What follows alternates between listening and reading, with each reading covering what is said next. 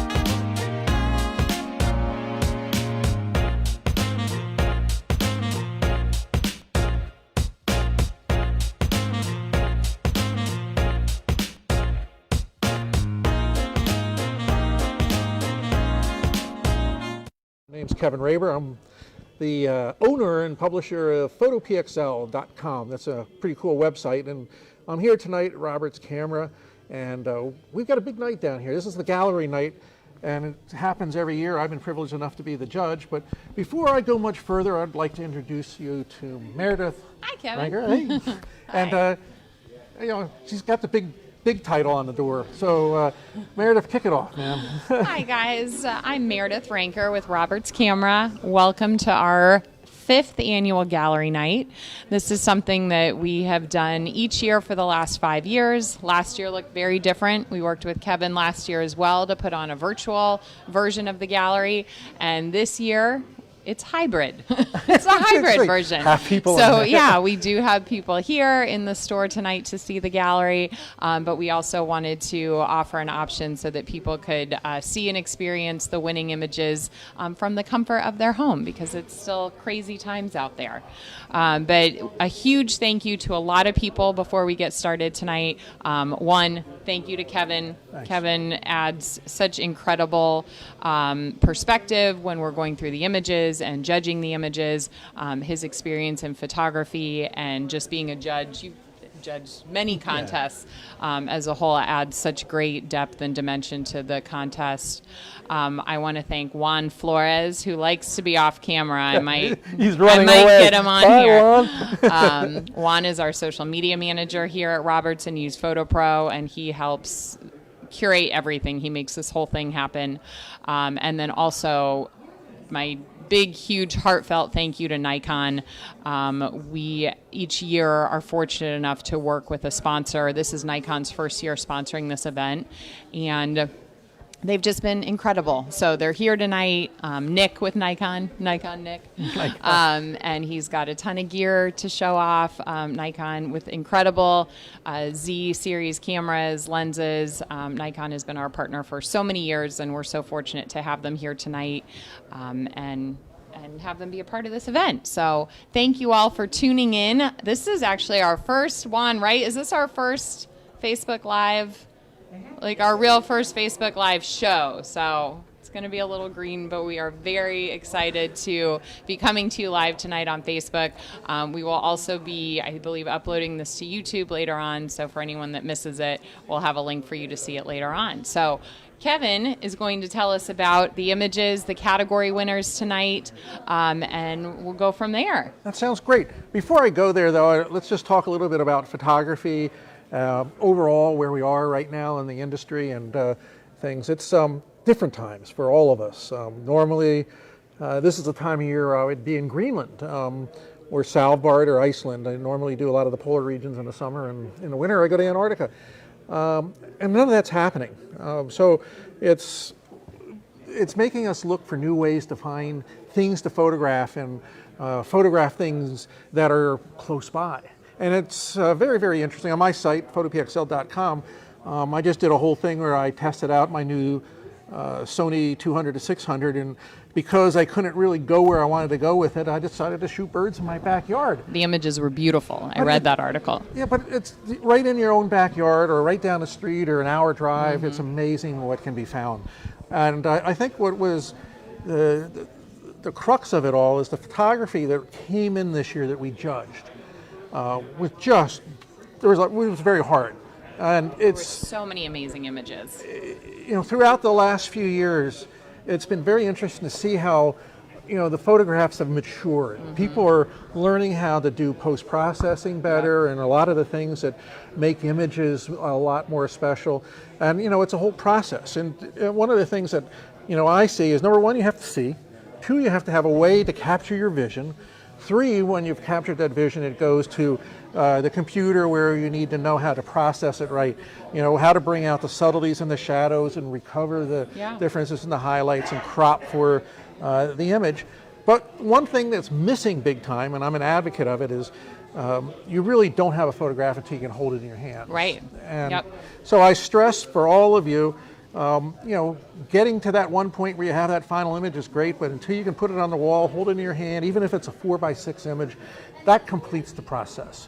And tangible and tactile. So let's kick it off and go right into some of the images. They're really incredible. And as we're looking at them, if there's anything you want to comment on, please jump right in. Absolutely, thank you. And part of our gallery night tonight that you'll see in some of the images we post on Facebook and Instagram and Twitter afterward will be photos of the gallery hung. We print every image. We are also very thankful to our partners at Michaels who help us mount every image. But the printing piece, I'm glad you brought that up, is so important because there's something that you take away from a photograph, seeing it big and printed, that you just can't always take away from a computer screen. So. Look, and all of you, some of you folks are probably hundreds of miles away, thousands, who knows, but you got to stop in this store. I've had the privilege of going almost to every major camera store in the world, and there is no place like Roberts. It's kind of like that Saturday morning hardware store that you might have gone to with your dad where you have a cup of coffee and talk about the latest screws and stuff. And that's what this place is like. These guys here, I was just talking to Jeff, and what's he got, 27 years 27 here now? years, yeah. And everybody that's just got longevity here, and it's a fun place to work. We're like Cheers. We like to know your name. Come on in. I really Pull up a stress, stool. when we do workshops in my studio, we bring everybody in for a tour, and you got to kind of just come here and see that it's always just fun. So that was leading into the fact that the pictures upstairs are going to be up for how long? They're going to be up through the end of the month. Well, actually through Labor Day. So they'll be up through September 6th. So yes, come see them or come get images of your own printed. We have an amazing photo lab here at Roberts as well. As they would say, come on down to Roberts. Come on down, exactly. Not only buy a lens, but you can see a whole wall full of pictures. So stop on by. Let's go into these and see where we are here. Now we have a technical difficulty. Meredith, what's going on here? Well, there we go.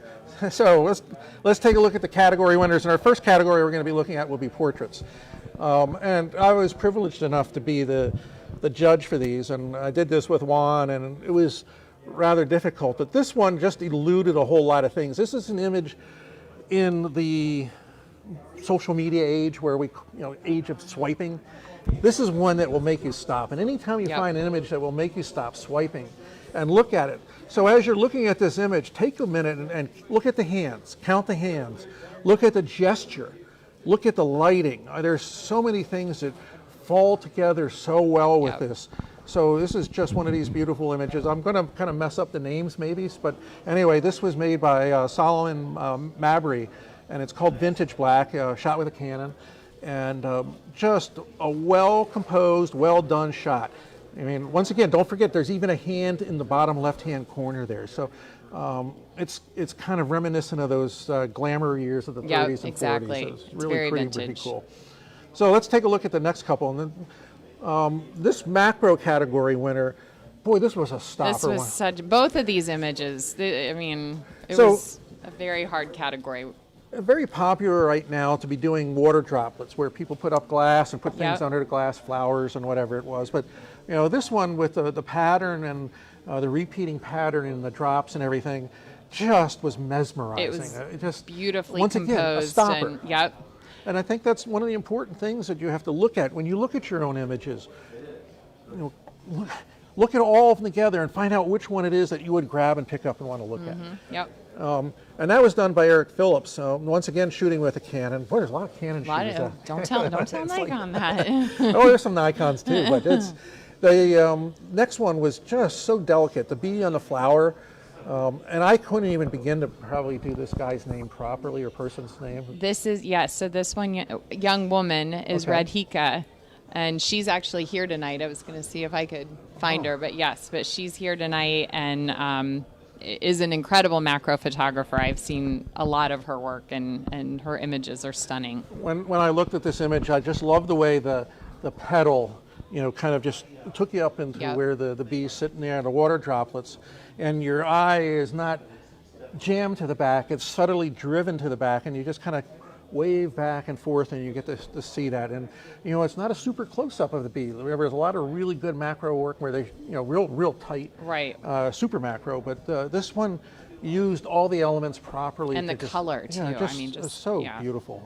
The yellow and the bottom right. So well done. If you see her, we'll make sure she comes over. I will. I know. I was going to see if I could find her, but Let's take a look. Now this next one, this was one of those stoppers too, and I wish you yeah, could this see is one of your favorites. I remember when we were they're- judging. Yep. This, I mean, action photography is really, it's easier to do than ever when you have cameras that do 30 and 20 frames a second, Right. and eye autofocus and all. So using some of those technologies allows photographers to get the images like this. But you know, here you got this kite surfer, and you know, just the look on his face, the fact that he's got a baseball cap that hasn't flown off his head, and you know, it's almost a cocky kind of look. You know, he's got that look of confidence, Yep. a very chiseled face. But where you really get it is just the way he just kind of subtly drags his hand in the water there, and it's just ultimately incredible image. The diagonals take you, no matter which way you look, you know, right to that magic sweet spot in the upper 1/3 of that image, and it just is a lovely one. And this was done with a Nikon 850, one of the There you greatest go. cameras of all time. Nikon D850 is an And, incredible 500 camera. millimeter lens. And by Mr. Jack Speaker, who's here right Jack. over there. Yep.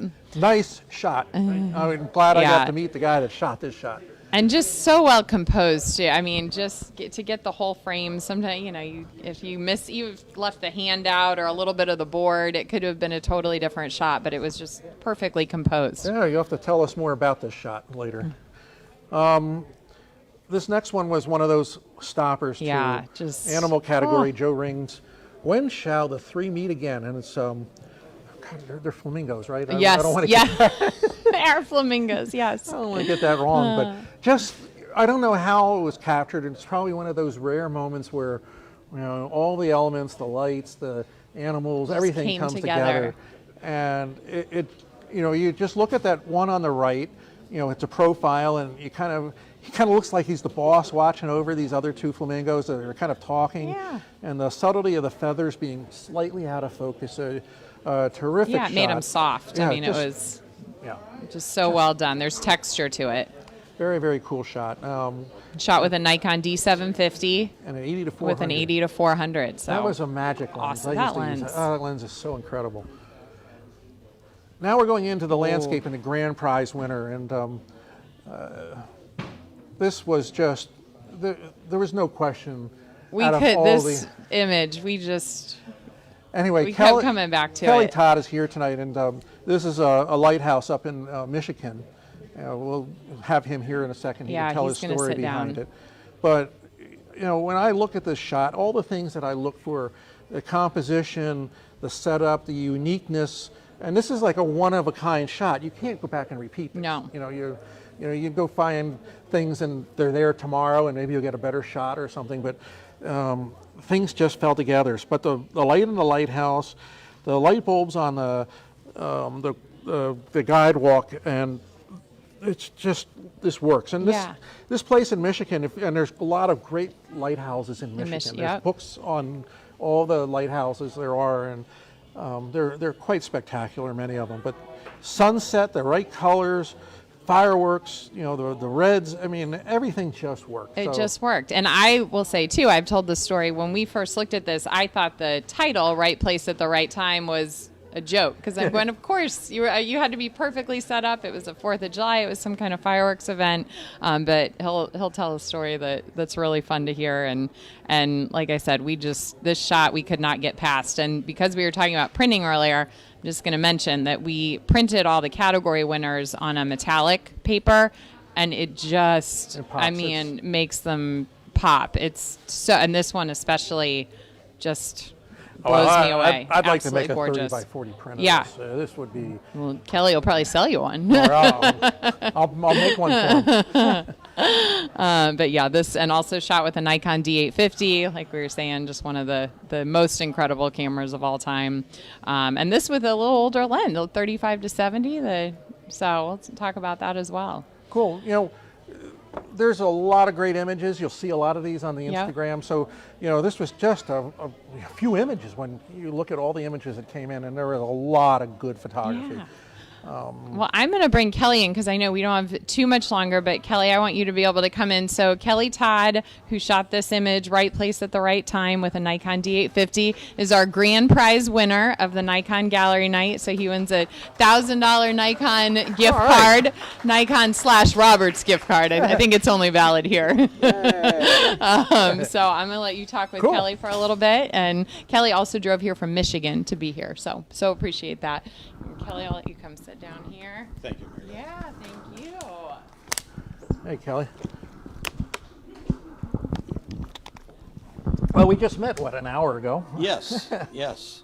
And there's quite a story behind this image. And I have to say, it was the stopper. We kept coming back to this and coming back to it as we kind of went through the process of elimination. And it just is pretty spectacular. So tell us the whole story behind it. You live outside of Detroit, and this was where? Yes, I live about an hour north of Detroit, and this was over at Grand Haven, Michigan, which is west of Grand Rapids, for those who are a little bit familiar with Michigan. The left side of Michigan. The left coast, yes. And I go there quite often. I like to camp there, and so we go out to the lighthouse almost every night. Watch the sunset. I try and shoot the sunset, and that night was no different. I was shooting it, and I had pretty well wrapped up my shooting for the sunset.